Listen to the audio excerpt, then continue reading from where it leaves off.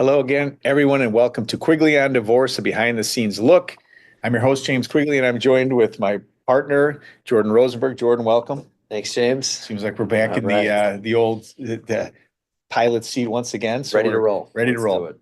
Today, we're going to talk about we're going to diverge a little bit. It's going to be more generalized, but we've done podcasts in the past about the holiday season, and we've given some perspective both from a sort of a procedural legal standpoint, like how the courts deal with these things and not wanting to have emergencies. And I think last year we even talked about kind of just the idea of letting go a little bit in the holidays, not, stressing over the details. And so this year we kind of want to refresh some of those ideas, but also give some tips, I think, generalized, if you're in the middle of a divorce going into the new year, what are some things to focus on? It's always the big time of New Year's resolutions. I'm not a resolution guy, but Yep. there's certainly goals you can have. And maybe we can give you a couple of tips as to how you can achieve those goals. Yeah, we kind of went introspective on you guys last year and We did. basically said, look, take a break. The courts take a break physically, their schedules. You should take a break, disconnect, recharge, be with your family. And that's always sort of been our takeaway around the holidays is give yourself a break. Yep. Enjoy those moments and sort of remove yourself from the conflict. Message with your significant other, your soon-to-be spouse or your co-parent. Look, what are we doing? Let's kind of lay it low through the holidays and maybe, I guess stoke it back up after, but give yourself at least that reprieve. And when we tell you these things, understand that we recognize that some of this stuff is aspirational. So, for example, we've written articles on narcissism and divorce, 4 of them now? Yeah. It's a series of them, and understanding personality types and disorders and so on and so forth.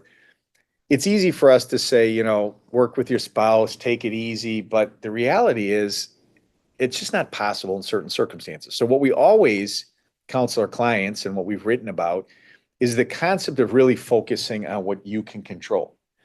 So this time of year, it's the perfect time to try to implement some of those strategies. Yep. In other words, you historically have this Thanksgiving dinner, 2:00, right after, the hopefully the Packers aren't playing this year, Steelers but are playing. are they really? Yeah. Well, my Packers thankfully are not because we always lose to the Lions. But if your favorite team gets a win, you have your meal, you got the spread, a table as big as this with all kinds of great stuff. And all of a sudden this year, it's your spouse's Thanksgiving. And you'd like to say, well, can I just still have the kids 2:00, our family tradition? It's our family tradition. And that spouse is going to say, nope, not doing it. Not because it's good for the kids, but because they want to tweak you. So what can you do in that situation? You can hire your lawyer and say, go in and file a motion. It's not going to be well received, and it's probably not going to change the schedule. It is what it is. Yep. And so what you can do is to say, hey, family, it sucks. Could we do it at 5:00, or could we do it on Friday, or could we do it on Wednesday? Something unconventional. It's not perfect. It's not what you've always done, but how can you control your situation so that what you ultimately want is that day, that time with your kids, with your family, where you don't have to be dealing with this stuff. So always keep that top of mind is what can you control, even if it's frustrating, even if you feel like you shouldn't have to do these things. That's the one thing you should focus on. Yeah. And that's always something we tell our clients is control only what you can control, right? And if you can get a situation where you have that grace and it's like, okay, we can make an accommodation on a certain holiday, outstanding. It's great for your kids. It's great for your family. But to your point, James, I mean, we always tell our clients stuff like that. It's like, does it really matter if it's Memorial Day? Right? Like, is Memorial Day something significant that, you can't replicate in some regard? I mean, and the same, is really for Christmas Eve, because ultimately, most times if you celebrate Christmas, you're alternating Christmas Eve, Christmas Day. Can you literally just open presents again? Can you replicate that? Can you instill those traditions on a separate day? And I know it's a little different there versus Memorial Day, but it's really about the stoke up and the celebration and that time rather than just the day. Yeah. It really, it's the same for birthdays too. Yeah. I mean, it's like, Yes, it's nice to see somebody on their birthday. Yes, it's aspirational. And if you can make it work, that's outstanding. But if you can't, there's nothing stopping you from going the next day or that weekend, from going to Joe's and getting the big seafood tower and celebrating that birthday. So And that's a little bit of an oversimplification because so historically, my family, we were Christmas Eve types. Did the midnight mass. It was perfect. It was beautiful. But when we had my kids, I loved the early years of seeing the four kids when they're little and the surprise and the wonderment, all of that stuff. It's really hard if you're in a divorce situation or you were just recently divorced or going through it now and you're dealing with the Christmas holiday in particular, because if you celebrate Christmas, there's something sort of magical about seeing the kids in the morning. Hard to replicate that. It really is. Where my kids are at, like I'm just happy to spend time with them nowadays. It's like if we get them all together, couldn't care what the day is, with my extended family. And now kids have boyfriends and girlfriends and all this stuff, and they got to go to their person's, you deal with that with your holidays and having different family events, oh yeah. and which one do you go to? So we don't want to oversimplify it too much. And it can be very painful, and we're aware of that. But you might be able to avoid a little bit of the pain if you're able to kind of change your perspective a little bit and understand, this sucks, but then next year I'm going to have them Christmas Day and I'm going to really plan something cool. Or because I'm not going to get the kids Christmas morning, I'm going to do something really special and different and create a new tradition. I don't know. So, but the point being is, from our perspective, what we see in our clients is the kids often get lost in how traumatic this is for you all, for adults that are going through this, right? The kids don't know better. They don't know why they can't be at grandma's house on Christmas Eve or Uncle Johnny's, place watching the football game, on Thanksgiving Day. So try to keep in perspective for them. Like keep the tension, the pressure away from them as best you can. But that's again, general thoughts going into the holidays. So we're on the cusp of Thanksgiving coming up.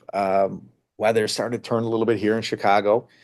Um, Thanksgiving quickly turns into Hanukkah and Christmas Eve, Christmas, and all of a sudden, here we are to the new year.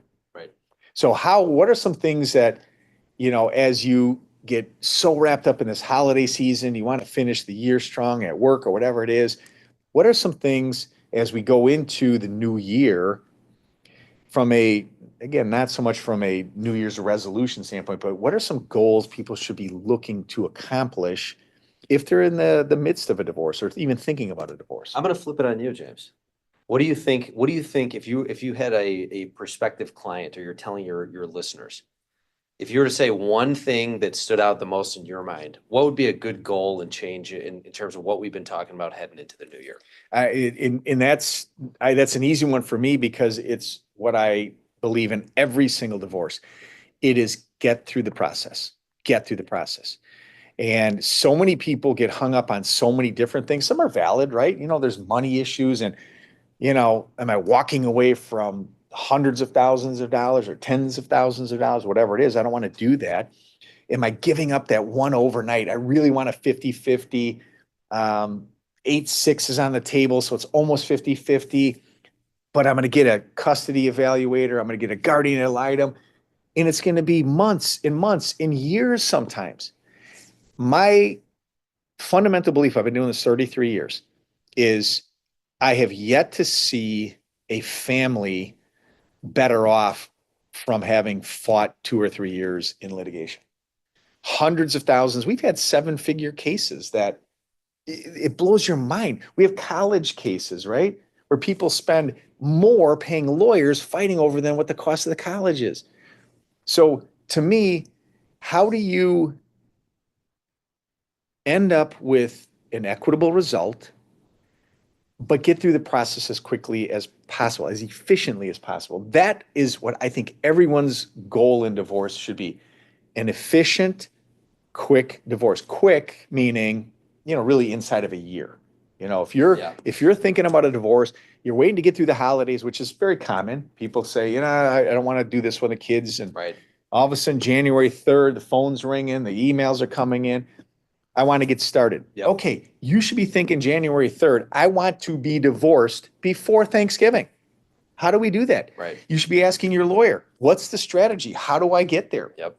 Yeah. What am I shooting for? Yeah, I think that's great. And I think that's I'll even go even a step higher on you're at 30,000 feet, I'll go 50,000 feet. Keep going. It's really, and it just couples on what we've been saying, but it's just change your perspective and your expectations and understand that. And well, I guess even backing up, it's hard. And what we've talked about in the last couple of podcasts is like, look, it takes people a different amount of time depending on where you are in the process to get your head around this stuff. So what you said, probably an oversimplification just to get through the process, because that is absolutely the goal. 100%. Yeah. You should absolutely, that's a great thing, is like really try to trim the fat. What are you really fighting about? What are you really doing? And there's so much value subjectively, financially, to just be done and buy yourself that finality for that finalization, right? Yeah. But that's a hard thing to think about is, well, we're here, we're fighting about the kids. Maybe your head's not around yet that you need, or you're not going to get to see them that one extra night every 2 weeks. Or that your spouse is no longer going to be your spouse. Exactly. And and I think what's sort of lost in all this is it's a trauma, right? You don't see your kids every Christmas Eve. That's hard. Yeah. Right. Agreed. And it's like, how do you replicate that? Well, you can't. Well, you try to do your best to, change things around, change your expectations, like create new traditions. Right.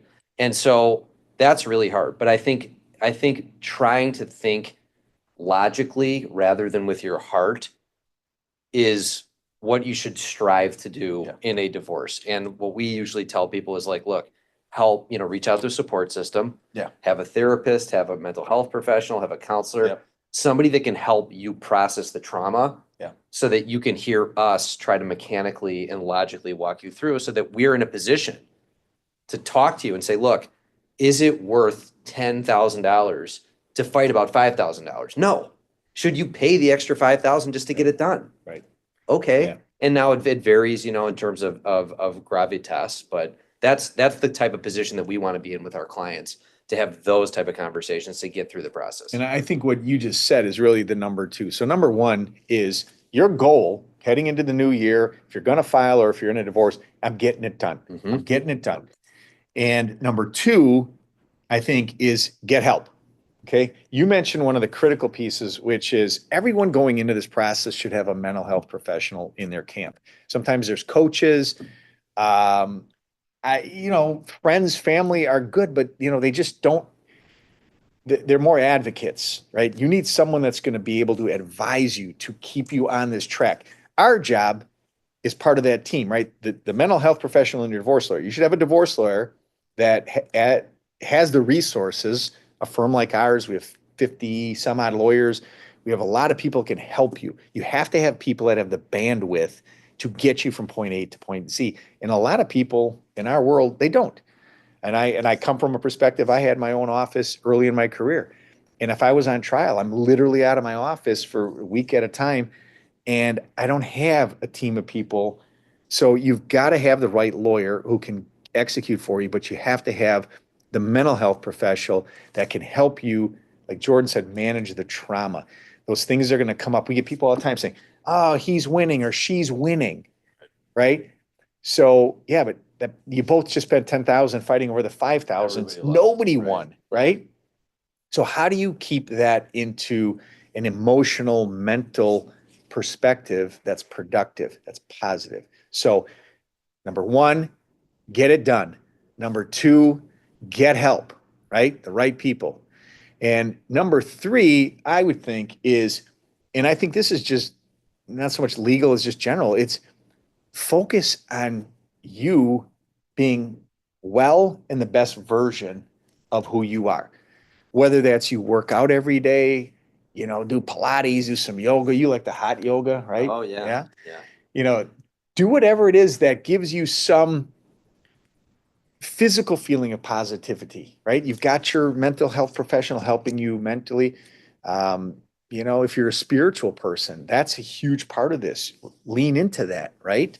What is it that you can do for you so that you can better yourself for your children and preparing yourself to come out of this?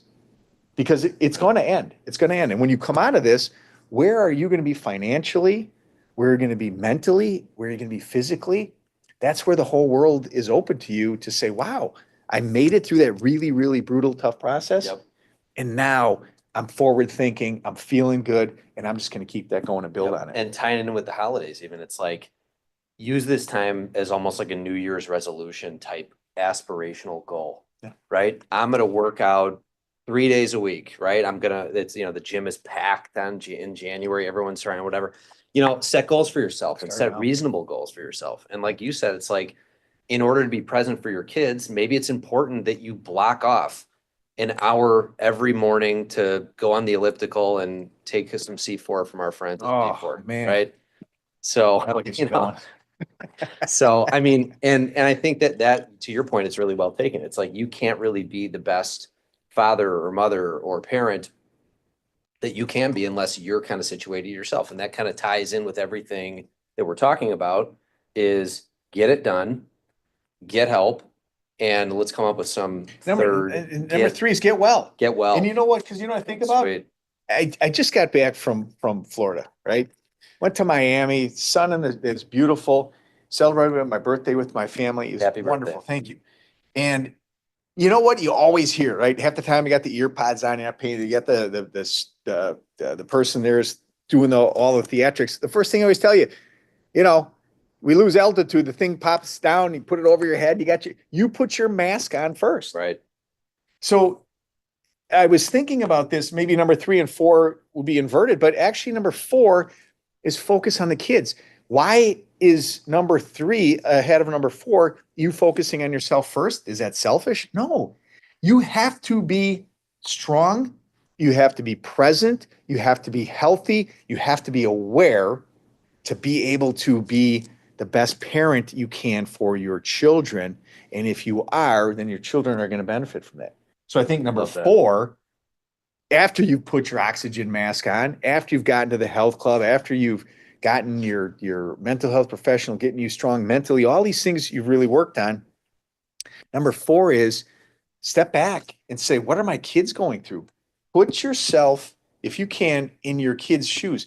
You know, we talk about this and we've done podcasts on the schedule and people fight over this. They want a 50-50. You know, one parent says, no, you should have every other weekend. And then we fight and spend all this money and get these professionals involved and they settle on 8-6 and 50-50 in the summer or 9-5. There's some schedule. But nobody looks at what it's like for the kids. What is the kids' routine? What are they used to? What are the holiday traditions they're used to?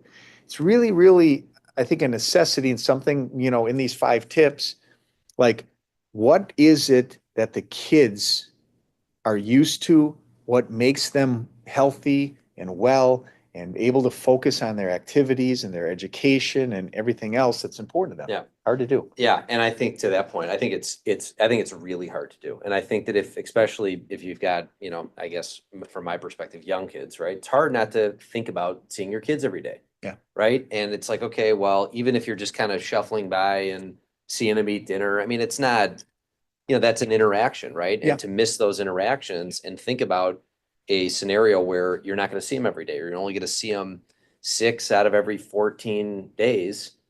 That's hard, and it's really hard to conceptualize. But to your point, it's about the sale, it's about the routine, it's about the kids. And is it better to have kids in a household full of conflict and you see them every day? Yeah. Or is it better for those kids to have a centered, well adjusted, somebody who got help parent who's well themselves in their home, in their space during their own time?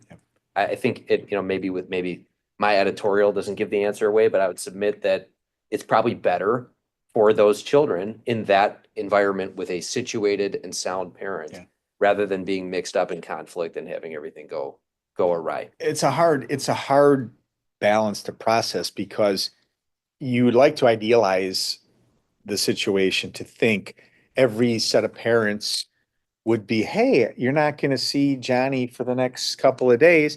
Let's do regular Skypes or FaceTimes. Let's have these interactions.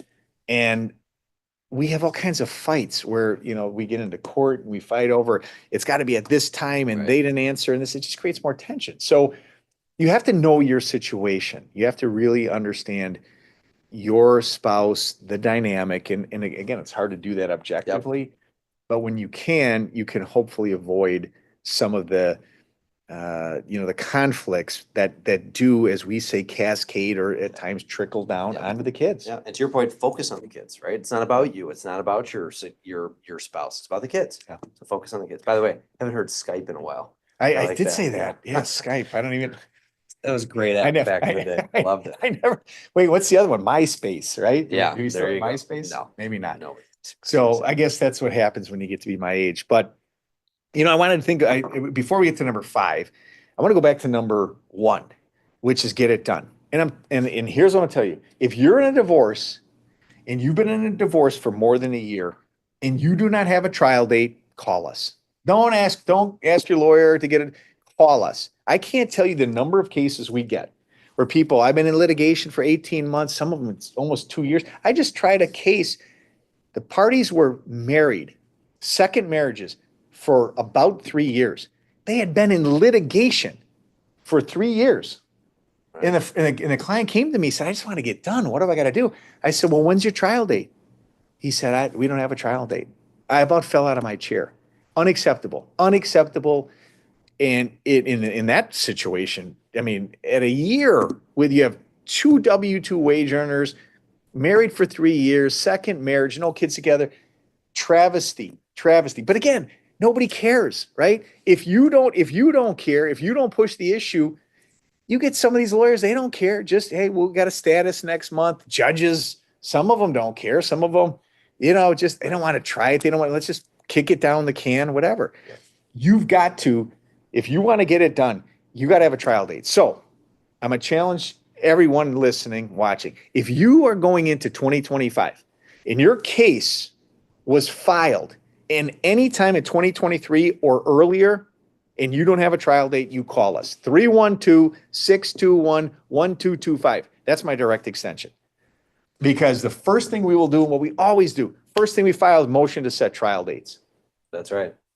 Yeah, I mean, that's right on the money. I mean, like, really, it's like, that's the point, is get it done. And I think to your point, James, is, it's sort of a little squeaky wheel-ish, gets the wheel or the oil type thing.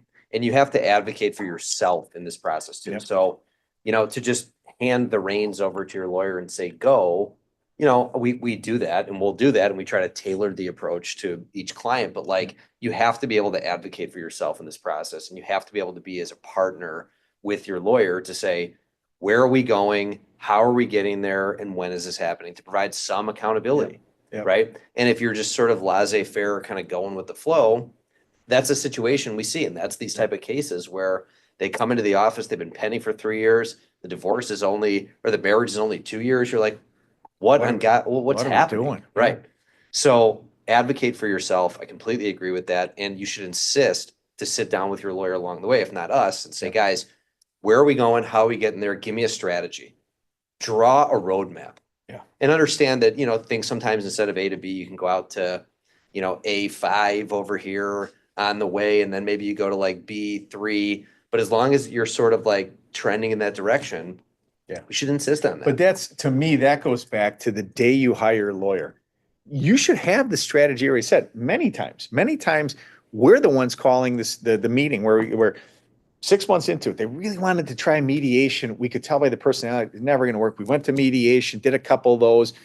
The one spouse wasn't transparent, wanted things his or her way. Didn't work. Okay. Then we tried to, send a settlement agreement, send an allocation judgment. Let's get these issues, no response, whatever. Right. Okay. That's the time we as your lawyers are sitting down saying, look, we need to turn the page. We wanted to do this out of court. We wanted to do this through mediation or a settlement process. That was very aspirational. That's the way every case should end. Yeah. But yours didn't and yours won't. So here's the next step. We need to file this. We need to file this. And people are like, whoa. It's a lot because you're going to start spending a lot more money. You're going to be in court. It's going to raise the temperature, but it's all designed to get you to that point of finality, right? If you don't have a finish line, you're not going to finish. It's that simple. And a lot of lawyers, a lot of judges aren't going to set that finish line for you. That's right. So advocate for yourself, Yeah. but make sure your lawyers have given you that strategy from day one, that as things change in the process, you're adjusting your strategy, all geared towards saying, how do we get you through this horrible process? Send us home with number 5, James. Number 5 to me is start today thinking about tomorrow. And what I mean by that is we've already talked about, said, you're going into 2025. You said, I'm going to get divorced before the end of 2025, right? Yep. That's great. What are you going to do afterwards? Okay. And this is where I think number 5 is start to think now about tomorrow. Jordan mentioned setting goals. Goals are very important. These are all kind of goals you should set. They're all obtainable, right? Now, if you're in a divorce and you're thinking about, all right, what am I going to do come January 1st, 2026? I'm divorced, kids are situated, life is good, I've been working out, I feel great. How am I going to live, right? The very real question. So many people have these uncertainties into divorce. They don't know what they're going to get. You got to be having these conversations with your divorce lawyer. What am I entitled to? What's realistic? By the way, we have a lot of people that go to financial advisors, and the financial advisors, they run these beautiful programs, right? And the Monte Carlo is one of these programs. They plug in all these variables and say, this is how much you need. And then we get people say, I need X number of dollars per month. Well, that's great. You don't have it. You're never going to get it. So have the conversation first with your lawyer. Make sure the discovery process is completed, that you know what the assets are, you know what the income is of both parties. What's marital, what's non-marital. Once you have a sense of that, any lawyer with any degree of experience should be able to tell you this is the box where you will end up. Now, it might be a little over here, a little down there. You know, there's some variant in terms of how the settlement ultimately will go or the trial verdict. But generally speaking, an experienced divorce lawyer should be able to tell you where you're going to end up financially. Then you can sit with your financial advisor and say, look, I'm going to have $10,000 a month and I'm going to have, 1.5 million in investable assets, another $500,000 of retirement. That's what I got. Right. How am I going to live? Yep. And then you get the good financial advice. And we always, are encouraging people to speak with professionals to get that. We're not financial advisors. We know basics. Yep. Estate planning lawyer, you should have, get a referral from your divorce lawyer as to an estate planning lawyer, because now I got to redo the trust or I need to create a will. I need, I want to leave my stuff to my kids. So start to think today about, really, I say tomorrow, but it's really a year from now. Start thinking about what is life going to be like after divorce, and how do I set myself up today for success emotionally, physically, financially, parentally, all of those things. Have a plan. Start thinking about it now. Love that. And it's almost like walking the walk too, right? It's like you've now made it to the other side of the river. The grass is proverbially greener, Yes. right? Let's start mowing that grass. Maybe go see the place, the condo that you're going to rent for the next year. Maybe go see what you can afford based on what you can, your conversations with your lawyer and your financial advisor. Feel that out, right?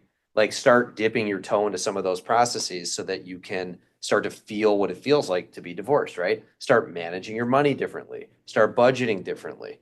Meet with a CPA. Like start to think about learning that new language of being divorced. And the same with your kids is like, think about what the routine looks like. Draw it out. Like live it for a second and, start to process your new life after that chapter.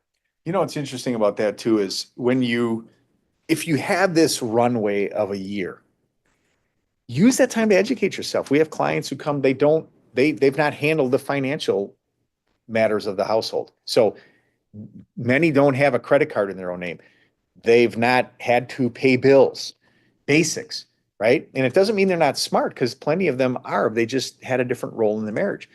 But use that time, like you said, to educate yourself. Get with a personal banker.